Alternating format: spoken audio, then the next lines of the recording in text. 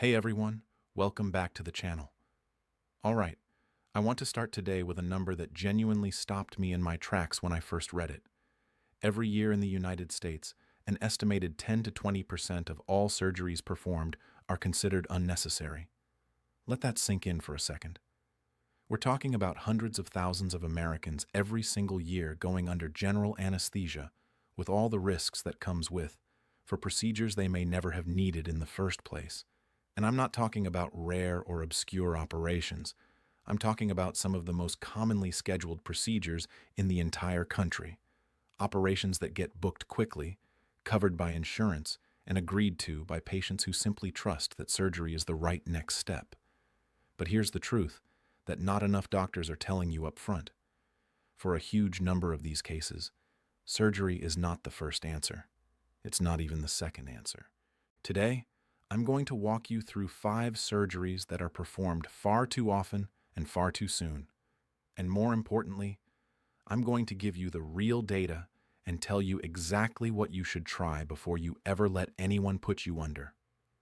Stay with me until the end, because the last one on this list affects millions of American women and is almost never handled correctly the first time. Let's go. But really quick before we dive in. If you're new here, welcome. This channel is all about giving you honest, practical health information that actually helps you make better decisions for yourself and your family. We are on a mission to reach 1,000 subscribers, and every single person who joins this community genuinely matters to us. So, if you find today's video helpful, please hit that subscribe button and ring the notification bell. It costs you nothing, and it means the absolute world to us. Okay, now let's really get into it. Surgery 1. Herniated disc. First up, and this one is absolutely massive in the United States, herniated disc surgery. Here are the numbers. Back pain is the #1 cause of disability in America. The CDC reports that nearly 65 million Americans, that's roughly 1 in 5 adults, have reported a recent episode of back pain. It costs the U.S. economy an estimated $100 billion every year in healthcare costs, lost productivity, and disability payments. And out of all those people in pain, a significant number end up referred to a surgeon. Now, a herniated disc can be absolutely brutal. When that disc presses on a nerve, it sends shooting pain, numbness, and tingling all the way down your leg. It disrupts sleep, work, and daily life. I completely understand why people want it fixed immediately, but here's what the data tells us. 80 to 90% of herniated disc cases improve on their own, without surgery, within 6 to 12 weeks. A landmark study published in the journal Spine found that after 10 years of follow-up, patients who had surgery for herniated discs and patients who chose conservative treatment had virtually identical outcomes. The surgery group felt better faster in the short term. But long term? Same result. Even more striking, research using MRI imaging has shown that in up to 76% of cases, the herniated disc material is spontaneously reabsorbed by the body over time. Your immune system actually treats it like a foreign body and breaks it down. Your body is literally fixing itself if you give it the chance. So what should you actually try first? Physical therapy. A good physical therapist specializing in spinal rehab can guide you through exercises that relieve nerve pressure, strengthen your core, and dramatically accelerate recovery. Studies show PT reduces the need for surgery by up to 60% in herniated disc patients. Anti-inflammatory medications, NSAIDs like ibuprofen, used appropriately under medical guidance, manage pain effectively while your body heals naturally. Epidural steroid injections. Research shows these provide meaningful short-term pain relief in 70 to 90% of patients, buying critical time for natural healing without surgical risk. When is surgery actually warranted? Only when you have progressive neurological deficits, losing muscle strength, losing sensation, or the absolute emergency flag, losing bladder or bowel control. That last one needs immediate medical attention. But if you're just in pain, give conservative treatment a real committed try. The numbers are on your side. Surgery #2, hemorrhoids. Surgery #2, and yes, we're going there, hemorrhoid surgery. The statistics here are genuinely eye-opening. In the United States, roughly 75% of people will experience hemorrhoids at some point in their lifetime. That's approximately 250 million Americans. According to the American Society of Colon and Rectal Surgeons, about 10 to 20 million Americans have symptomatic hemorrhoids at any given time. And how many get surgery? Around 166,000 hemorrhoidectomies are performed in the U.S. every year, making it one of the most commonly performed colorectal procedures in the country. Here's the problem. Hemorrhoidectomy is consistently rated as one of the most painful recoveries in all of elective surgery. Studies report that up to 40% of patients experience severe postoperative pain, and recovery takes anywhere from 3 to 6 weeks.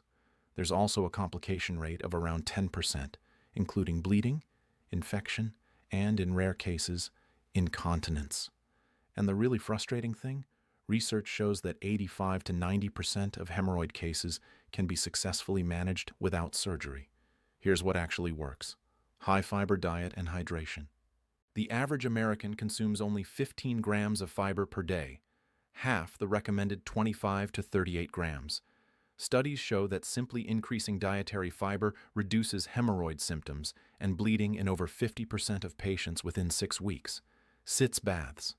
Soaking in warm water for 10 to 15 minutes, 2 to 3 times daily, reduces inflammation and provides measurable symptom relief, with 0 side effects and 0 cost.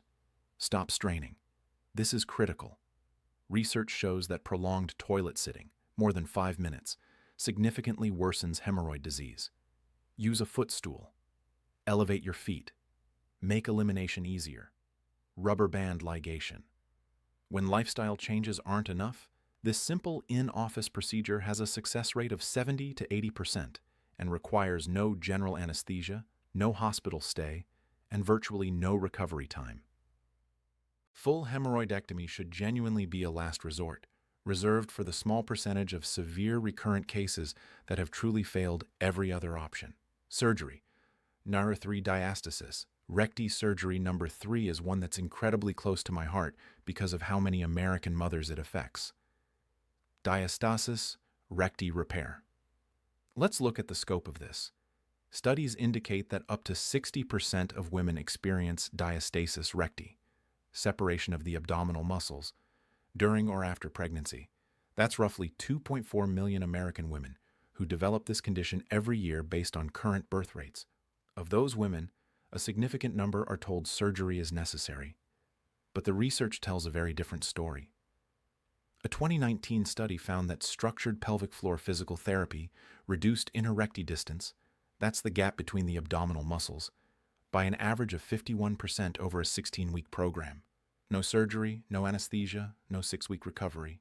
Another important statistic: diastasis recti repair surgery, typically combined with abdominoplasty, carries a complication rate of 10 to 20%, including seroma formation, wound infection, and a recurrence rate of up to 30% without proper post-operative rehabilitation. So what should every American mom try first? Pelvic floor physical therapy with a specialist trained in postpartum rehabilitation.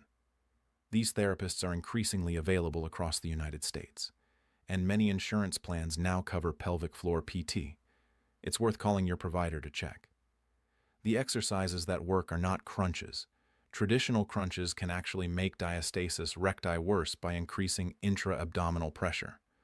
What works is deep core rehabilitation.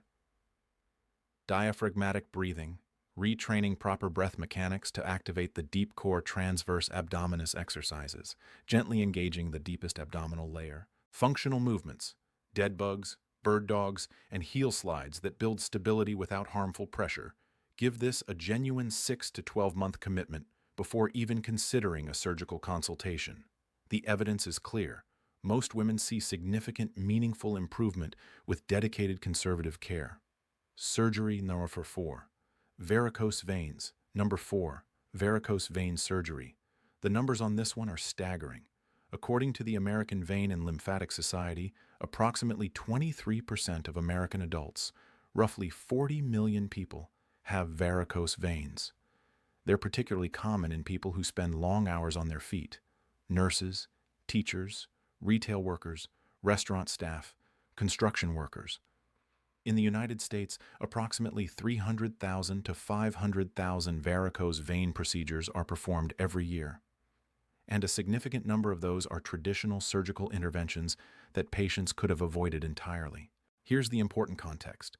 Only about 1 to 3% of varicose vein cases actually lead to serious medical complications like venous ulcers or deep vein thrombosis. The vast majority cause discomfort and cosmetic concern, which are valid reasons to seek treatment, but absolutely do not require surgery as a first step. What should you try first? Medical-grade compression stockings.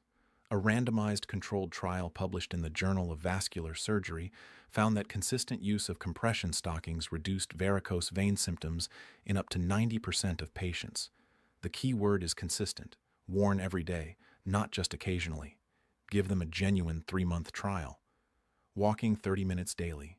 Studies show regular walking improves venous return from the legs and reduces symptom severity by a measurable degree in most varicose vein patients. Leg elevation when resting. Above the level of the heart, consistently. Weight management. Research shows that every 10-pound reduction in body weight measurably reduces venous pressure in the lower extremities.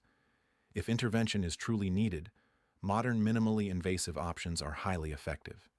Endovenous laser ablation has a success rate of 94 to 98%, is done under local anesthesia in under an hour, and requires virtually no downtime.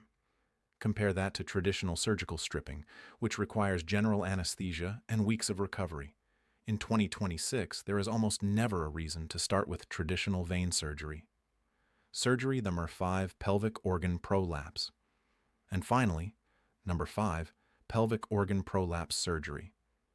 This one has statistics that I think will genuinely surprise you. Pelvic organ prolapse affects an estimated 50% of women who have had children, though not all experience significant symptoms. Of the American women who do have symptomatic prolapse, approximately 200,000 surgeries are performed every year in the United States. The lifetime risk of undergoing surgery for prolapse or urinary incontinence is estimated at 11 to 20% for American women, and here's the number that every single one of those women deserves to know before signing a surgical consent form. The recurrence rate after prolapse surgery is approximately 30%. Nearly 1 in 3 women who have the surgery will need a repeat procedure. That is a critical statistic that is not always clearly communicated up front. Additionally, surgical repair carries complication risks including bladder injury, nerve damage, infection, and painful scar tissue, with complication rates cited between 5 and 15%, depending on the procedure type. Now here's the hopeful side of the statistics. Conservative management works remarkably well for mild to moderate prolapse. Pelvic floor physical therapy. Studies show that structured pelvic floor PT improves prolapse symptoms in approximately 60 to 75% of patients with stage 1 or stage 2 prolapse. A Cochrane review, which is the gold standard of medical evidence, concluded that pelvic floor muscle training significantly reduces prolapse severity and symptom burden. Pessary devices. Research shows pessaries provide effective symptom relief in 70 to 90% of women who are properly fitted. Many American women use them successfully for years without any surgical intervention at all. Lifestyle changes. Studies demonstrate that a 5% reduction in body weight reduces the risk of prolapse worsening. Treating chronic constipation alone, which affects 16% of American adults, can significantly reduce downward pressure on the pelvic floor. Please, with a 30% surgical recurrence rate staring you in the face, get a thorough, committed trial of conservative management first. The evidence strongly supports it. All right, America, let's bring it all home. Here's a quick recap with the key numbers to remember. Herniated disc. 80 to 90% improve without surgery. PT reduces surgical need by 60%. Try conservative care first. Hemorrhoids. 75% of Americans will get them. 85 to 90% resolve without surgery. Fiber, sitz baths, and banding before hemorrhoidectomy. Diastasis recti affects 60% of postpartum women. PT reduces muscle gap by 51%. 6 to 12 months of rehab before surgery. Varicose veins, 40 million Americans have them. Compression stockings relieve symptoms in 90% of patients. Minimally invasive options before open surgery. pelvic organ prolapse, 30% surgical recurrence rate.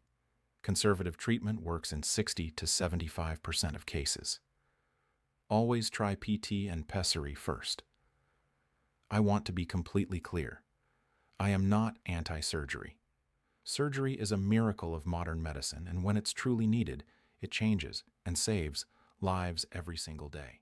But in America, we have a healthcare system that too often moves faster toward procedures than toward conservative care. And when that happens, the responsibility falls on you to ask the right questions and advocate for yourself. So the next time a doctor schedules you for surgery, I want you to feel fully empowered to say, before we do this, what are my non-surgical options, and have we genuinely exhausted them? That is not a difficult patient question. That is a smart, informed, empowered patient question, and it could save you from a surgery you never needed. If this video helped you, if it gave you even one statistic or one piece of information that you needed to hear, please hit that like button right now. It genuinely helps this video reach more Americans who need this information, and if you haven't subscribed yet, this is your sign. We are working hard toward our goal of 1,000 subscribers, and this community is everything to us. Every single person who subscribes is helping us grow and helping us reach more people with honest, evidence-based health information. Hit that subscribe button, ring the notification bell, and please share this video with someone you love. A friend, a spouse, a parent, anyone who has been told they might need one of these procedures. You could genuinely be protecting their health. We'll see you in the next one. Take care of yourselves, America.